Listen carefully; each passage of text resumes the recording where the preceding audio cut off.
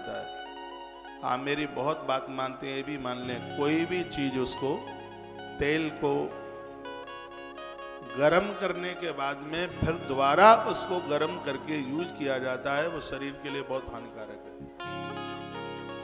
आप 5 क्विंटल आलू खा लेंगे तब भी इतना वसा इकट्ठा नहीं होगा जितना के तले हुए तेल को द्वारा से गर्म करके उसमें पूड़ियां निकालते हो, उससे जितना मोटापा बढ़ता है, चर्बी बढ़ती है, कोलेस्ट्रॉल बढ़ता है उससे। ये बाजार की चीजें खाने के लिए क्यों मना किया है? थोड़ा धीमे बजा भाई, मेरी तरफ भी देख ले। ये बाजार की चीजें खानों के लिए क्यों मना किया? क्योंकि बाजार के हलवाई लोग वो जले जलाए में ही डालते रहते हैं। इनका 2-2 महीने तक, 3-3 महीने का वही जला जलाया और उसी में ही पूड़ी बूड़ी से साग करके देते रहते हैं। ऐसी बहुत देश की कंपनियां हैं, आपको नहीं पता होगा, मैं उनका नाम नहीं ले रहा हूं, मैं नहीं तो आपको लगेगा उनका प्रचार कर दिया है। वो इस ऑयल को एक बार जला करके दोबारा उसको यूज नहीं करते, और वो जो बेचते हैं और ये लोग उसको खरीद करके, वो हलवाई लोग, और उसको इस्तेमाल करके, और ये सब सुबह सुबह का नाश्ता चलता है, किलोमीटर में भीड़ लगी रहती है। ये वही जला जलाया तेल होता है जिससे कोलेस्ट्रॉल बढ़ता है। मैं एक बार फिर कहूँगा, 5 क्विंटल आप आलू खा लें तब इतना मोटापा, चर्बी नहीं बढ़ेगी जितना के जले हुए तेल को फिर दोबारा जला करके प्रयोग में लेते हैं, तब उससे शरीर के लिए इतना वसा इकट्ठा होता है।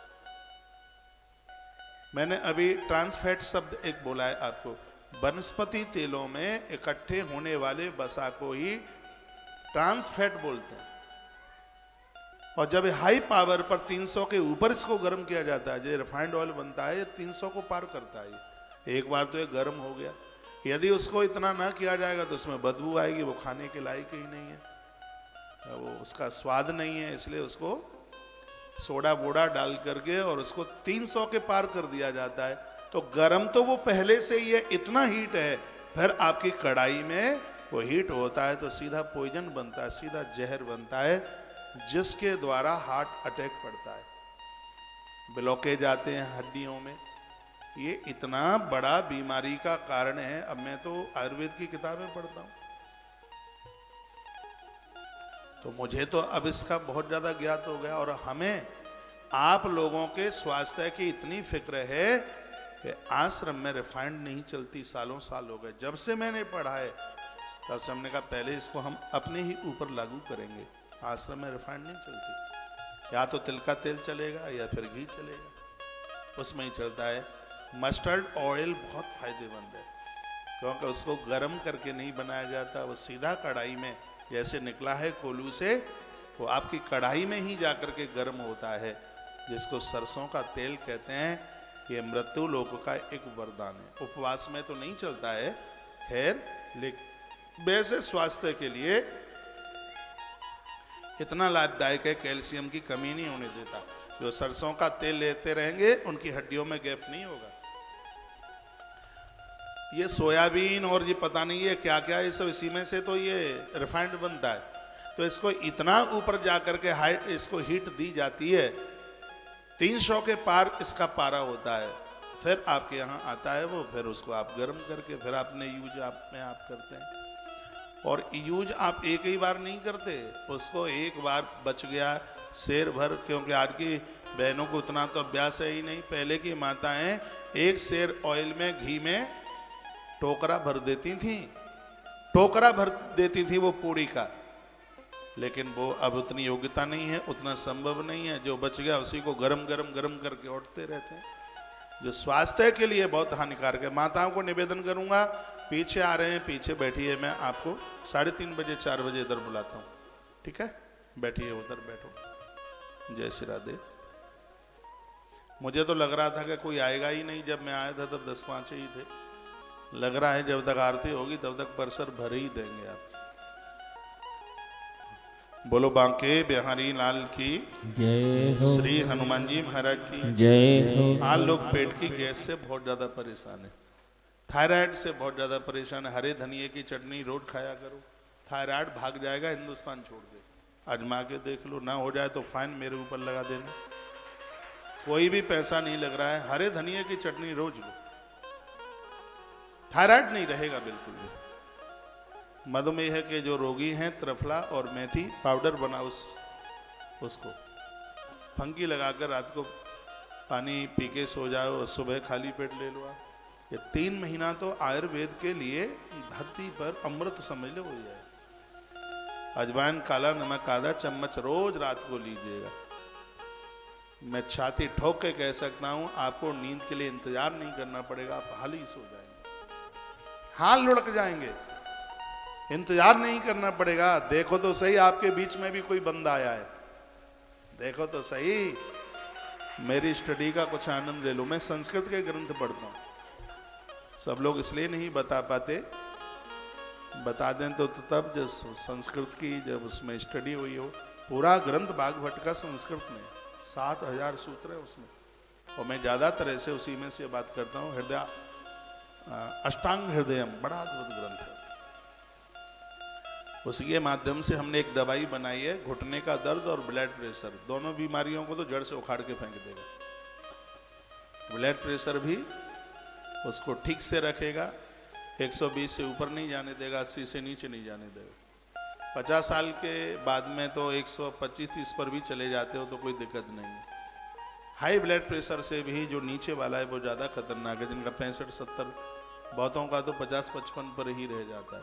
इसमें साइलेंट अटैक की स्थितियां बन जाती हैं, पैरालिसिस की स्थितियां बन जाती हैं। तो स्वास्थ्य का तो थोड़ा ध्यान रखिए, नमक कम खाया करें। नमक ज़्यादा खाने से ब्लड प्रेशर ऊपर जाता है, और ये समुद्री नमक तो बहुत नुकसानदायक है। नमक भी लेते हैं तो आप सेंधा पाकिस्तानी नमक जिसे बोलते हैं, पत्थर नमक बोलते हैं उसको भी, हमारे ग्रंथों में उसको पाषाण नमक बोला जाता है उसको।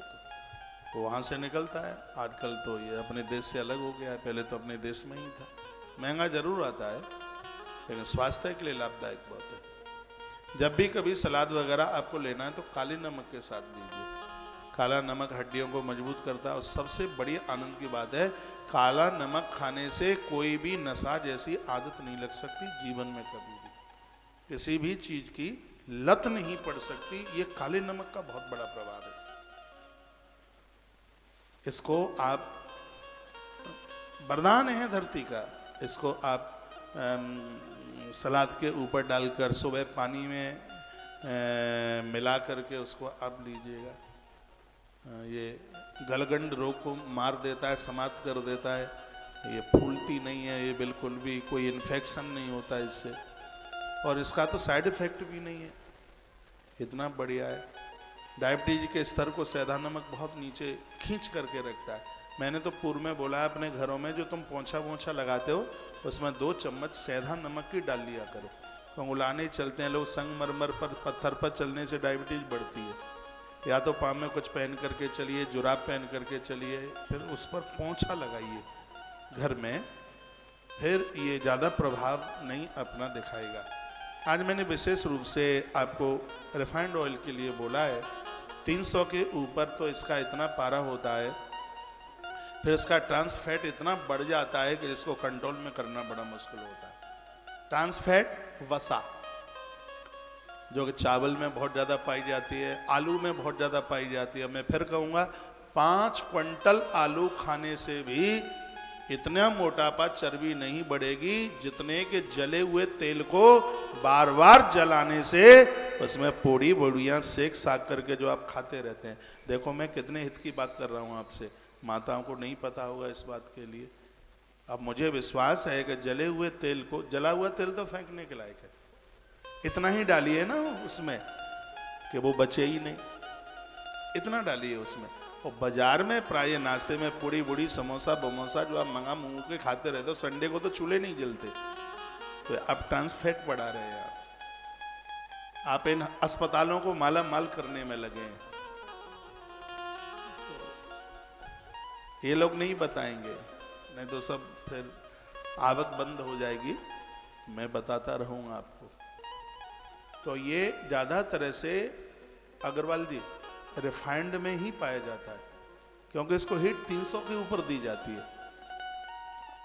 अब सरसों का तेल, तिल का तेल, अलसी का तेल, ये स्वास्थ्य के लिए बहुत लाभदायक है। कहीं घुटनों में आप दर्द होता है, एक अरंडी आती है, अरंडी, अरंडी का तेल जहाँ दर्द होता है उस जगह पर उसको लगा लो, ऊपर से सिकाई कर लो, कहाँ गायब हो जाएगा, दर्द पता भी नहीं चलेगा। ऐसी ऐसी चीजें हैं।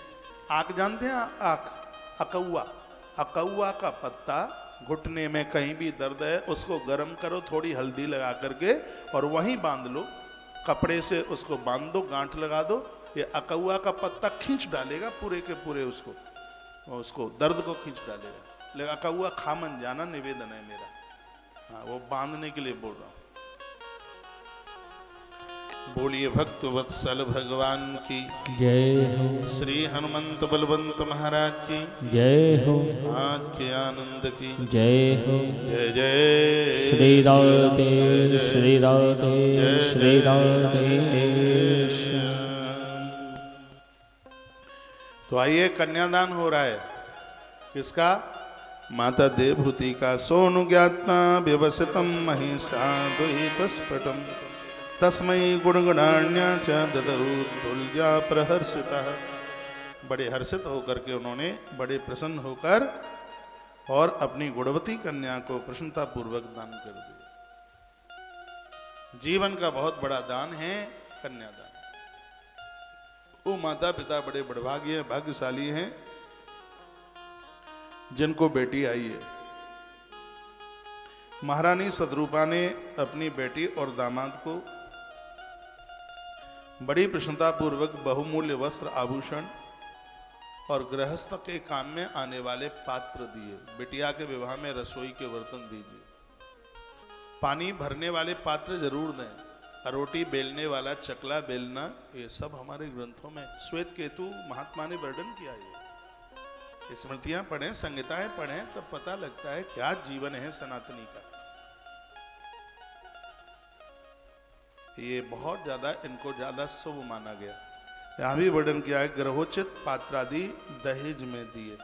ये दहेज अनादिकाल से चल रहा है, जहां एक पिता अपनी बेटी को ये सब चीजें देता है। लेकिन सतरूपा महारागी पारिवर्यान महाधनन दंपत्यो परिदा प्रीत्या भूषा वास परीक्षदान। वस्त्र देने की बड़ी महिमा है। आप बेटियों को वस्त्र देते हैं, साड़ियां देते हैं, इससे आपके खानदान की आयु बढ़ती है, उम्र बढ़ती है। तो ये सब कुछ दिया। सुयोग्य वर को अपनी कन्या देकर महाराज मनु निश्चिंत हो गए। जब वर सुयोग मिल जाता है, माता पिता गदगद हो जाता है। लेकिन दिक्कत की बात तो यही है कि ये देखने में कुछ और लगते हैं, पीछे कुछ और लगते हैं, सुयोग मिलता ही तो नहीं। आज बेटियों के साथ में बड़े अपराध हो जाते हैं, समझ नहीं पाते। इसलिए तो मैं कहता हूं कि बेटी को, जिसको आप दे रहे हैं, बहुत सोच के, गैया और कन्या जहां दी जाती है बड़ा विचार किया जाता है। जीवन बहुत बड़ा है। एक पिता के लिए बहुत बड़े हर्ष की बात होती है जब उसको सुयोग्य वर मिलता है। यह माता पिता के लिए बहुत बड़ी संपदा होती है। एक बात और वर्णित की गई है, मेरे यहां तो बिना प्रमाण को कोई बात नहीं होती है। किसी कारणवश बेटी ससुराल से अलग हुई है, कोई दिक्कत परेशानी है, पहले तो उसे समझाइए आप।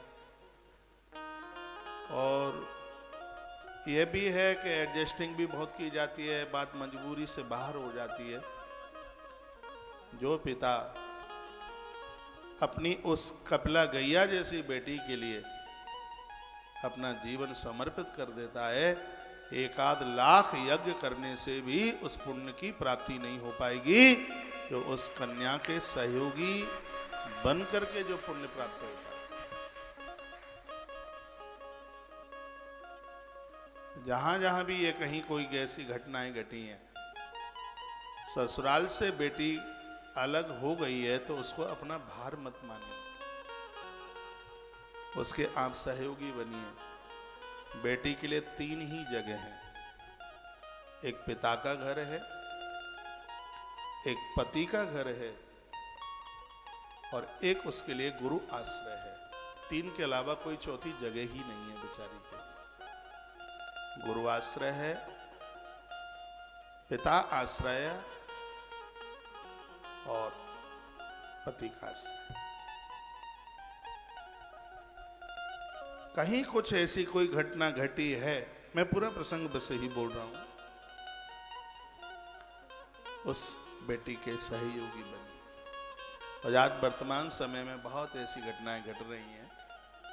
लड़के के माता पिता तो ऐसा लगता है कि धरती के दूसरे ब्रह्मा हैं।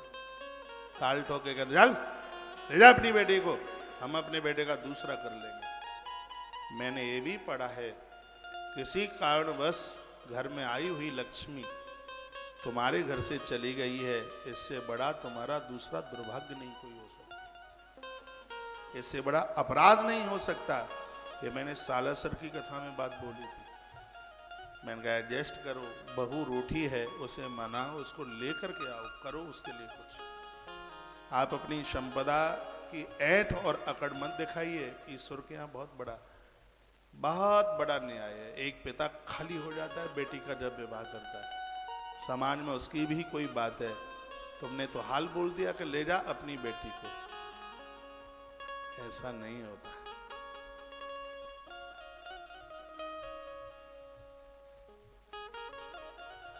श्री मनु जी महाराज की आज आंखें भर आई। मनु महाराज बहुत रोए। प्रताम दुहितरम सम्राट सदरक्षाय गतव्यथ उपगुहा च बाहुव्यान मुक्त कंठो मथिताशयः। कंठ भर आया, बहुत रोए। मनु जी महाराज भारी रोए। चलती बार उनसे बेटी का वियोग सहन नहीं हो रहा था। बेटे बेटी के यहाँ जाते रहते हैं, पिता बेटी के यहाँ ज्यादा क्यों नहीं जाता? माँ बेटी के यहाँ ज्यादा क्यों नहीं जाती? बेटी हृदय का, कलेजे का वो टुकड़ा है, एक पिता से सहन नहीं हो पाता किसी। जब वो वहां से चलता है पिता, तब वो बेटी रोती है तो पिता से सहन नहीं होता है, इसलिए पिता बेटी के यहाँ ज्यादा जाता नहीं है, इसलिए नहीं जाता। आज श्री मनु जी महाराज अपनी बेटी का कन्यादान करके जब लौटे, इतनी जोर से रोए। ये धरती का प्रथम पुरुष है श्री मनु। इतना रोए कि पेड़ों को भी आंसू निकल आए, कंठ भर आया, सब रुदन कर रहे थे। सामने कुछ हिंसक जीव दिखाई दे रहे थे, उनकी भी आंख में आंसू थे। बेटी को विदा करना बहुत कठिन काम, और ऐसी बेटियों के ऊपर जब कुठाराघात होता है तो प्रकृति क्षमा नहीं करती। हमने अग्नि पुराण में पढ़ा है कि जिस देश में नारी, बच्चा, बूढ़ा, जहां पर ये प्रसन्न रहते हैं, उस देश की समृद्धि कभी रुकती नहीं है। जहां बच्चों का ख्याल, स्त्री का ख्याल और बूढ़ों का ख्याल रखा जाता है, वहां की उस देश की समृद्धि नहीं रुकती। अग्नि देवता तो पहरेदार बन करके रहते हैं वहां। ये अग्नि पुराण में लिखा है, वर्णन है अग्नि पुराण। बच्चों का, नारी का, वृद्धों का ये समाज ख्याल रखे। वृद्ध बड़े परेशान है, कौन बेचारों को पूछता है? बेचारे वो बुढ़िया माता और बूढ़ा दादा बस वही आपस में बात करके मन मार के रह जाते हैं। कुछ बोल दें तो बहू बेटा डांट लगा देते हैं। ऐसी स्थिति हो रही है। आज श्री मनु जी महाराज इतना रोए कि पेड़ों में से अश्रुधार टपकने लगे।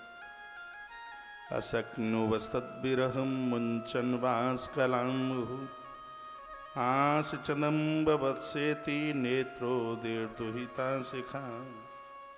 उनकी आंखों से आंसुओं की झड़ी लग गई और उन्होंने देवहूति के सिर के सारे बाल भीग गए। बेटी भी इतना रोई, देवहूति इतना रोई, मनु जी महाराज इतना रोए कि देवहूति के सिर के पूरे बाल, पूरे केस गीले हो गए। यह पिता इतना। मैं तो सबको कहना चाहूंगा, जो सास ससुर मुझे सुन पा रहे हैं, उस बहू के, वो अपनी बहू को बेटी से ज्यादा माने। जिस माता पिता ने अपनी बेटियों का कन्यादान कर दिया, कन्यादान ही किया है, आपने बेटी को घर से निकाला नहीं है। बेटियों के लिए आपके हृदय में जगह शून्य न हो, बेटियों के लिए हृदय में स्थान। पुत्री पवित्र किए कुल दो। महाराज जनक तो धन्य धन्य हो गए थे चित्रकूट में, जब उन्होंने अपनी बेटी को कंठ से लगाया, रो रो करके कहा, कौन कहता है कि बेटे वाला पिता ही बड़भागी है। आज ये मिथिला का जनक कहता है भाग्यशाली मैं हूं, क्योंकि मेरे पास जानकी और उर्मिला जैसी बेटी है मेरे पास। पुत्री पवित्र किए कुल दो। हे बेटी, तुमने दोनों कुलों को पावन कर दिया, दोनों कुलों को तुमने पवित्र कर दिया। आज श्री मनु जी महाराज अपनी बेटी को खूब लाड करके, खूब दुलार करके, खूब रुदन हुआ। उसके बाद अपनी गृहिणी को संग लेकर के उन्होंने प्रस्थान किया।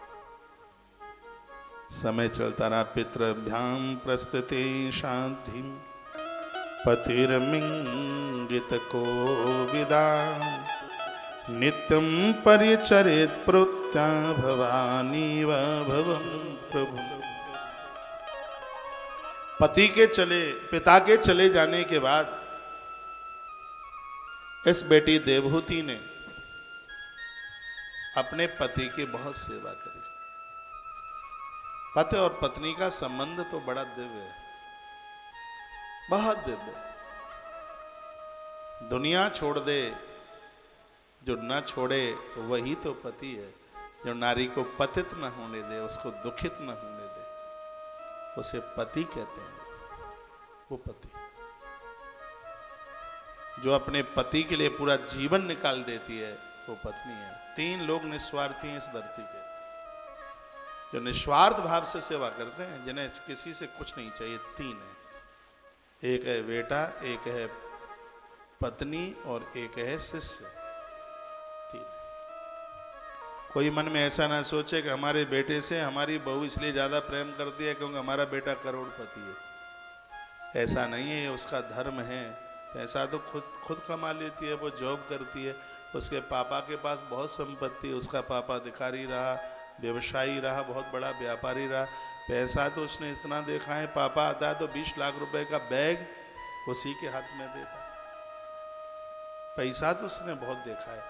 एक ऐसी नारी है जो पति के घर पर निस्वार्थ भाव से अपना पूरा जीवन लुटा देती है। उसको पति के यहां से कुछ नहीं चाहिए, सिर्फ अपने धर्म की पूर्ति करती है,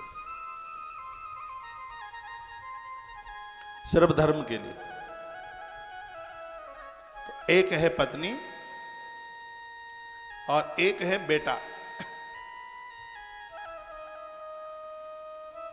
बेटा जो पिता की सेवा करता है, वो तो बेटे हो ही नहीं सकते जो दौलत के लिए पिताजी की सेवा करे।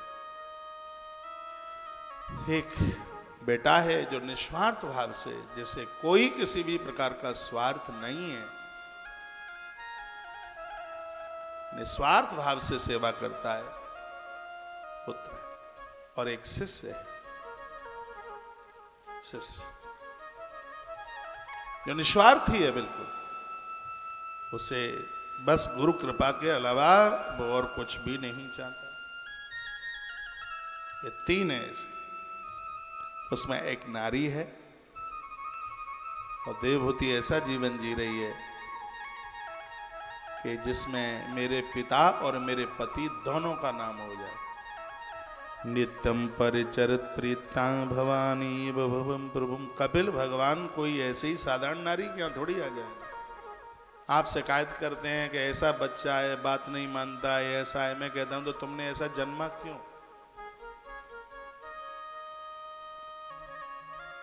इसमें संतान ठीक नहीं है तो कहीं इसमें दोष आपका भी है। आप मानना है या ना मानना है तो आपकी इच्छा की बात है। अच्छी संतान के लिए माता पिता के भी बड़े अद्भुत संस्कार होते हैं। मां की भूल से एक ब्रह्मवेत्ता के घर में राक्षस रावण हो जाता है, वो केससी की भूल से। पिता के ध्यान पर बच्चे योग्य और मां के ध्यान में बच्चे चरित्रवान बनते। इसलिए बड़ा सजग रहना चाहिए, जागरूक रहना चाहिए। नित्यम पर चरित प्रीत्याह, प्रातः भोर में आप जागे, धरती माता को वंदन करें, प्रणाम करें, खुले आकाश का दर्शन करें, झाड़ू पोंछा बुहारी, ये सब सुबह के जो काम हैं ये करें। झाड़ू ऐसे लगाएं कीड़े मकोड़े न मरे, हत्या न हो, जीव हत्या न हो। चूल्हा रोज साफ किया करो, चूल्हा रोज साफ करो, क्योंकि उसमें सैकड़ों उसमें कीड़े लगे हुए होते हैं।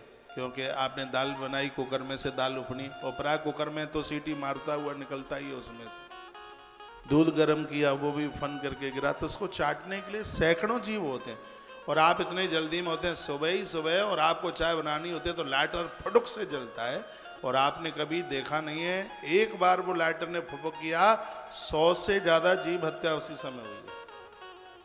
आपने कभी सोचा है कि आप इतना भजन, इतना पूजा पाठ, तीर्थों में जाते हैं, मठ मंदिर जाते हैं, तो भी दुखी हैं? क्यों दुखी हैं?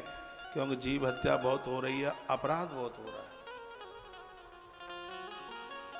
तो उसको ठीक से देखिए। उसको आपको ध्यान होगा, पुरानी माता यहाँ बैठी हुई है, पहले चूल्हे में से राख निकाली जाती थी, उसके बाद पोतनी माटी से उसको पोता जाता था, उसको यह होता था, साफ किया जाता था तवे को। आज तो तवा एक आध महीने में एक आध बार मंजता है।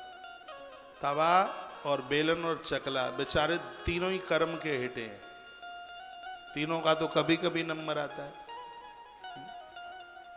हमने तो उन्हें भी देखा है जो आटा लगाने वाली परात, महाराज उसको छुड़ाते छुड़ाते बेचारे का पैंदा गल जाए, लेकिन वो नहीं छूटता, वो रोज साफ करते ही नहीं।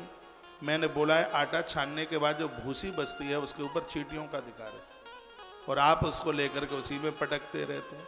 100 आलसी गए ऊपर, तब एक एक पैदा भाई, टाइम ही नहीं है। 18 इंची का मोबाइल, पूरे दिन व्हाट्सएप, पूरे दिन फेसबुक, अब जामे से टाइम मिले तब।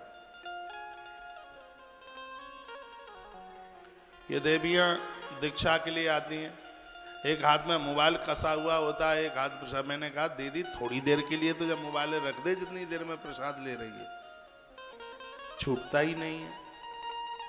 थोड़ा अपना परिवर्तन कीजिए, बदलिए, तभी घर में सुकून मिलेगा।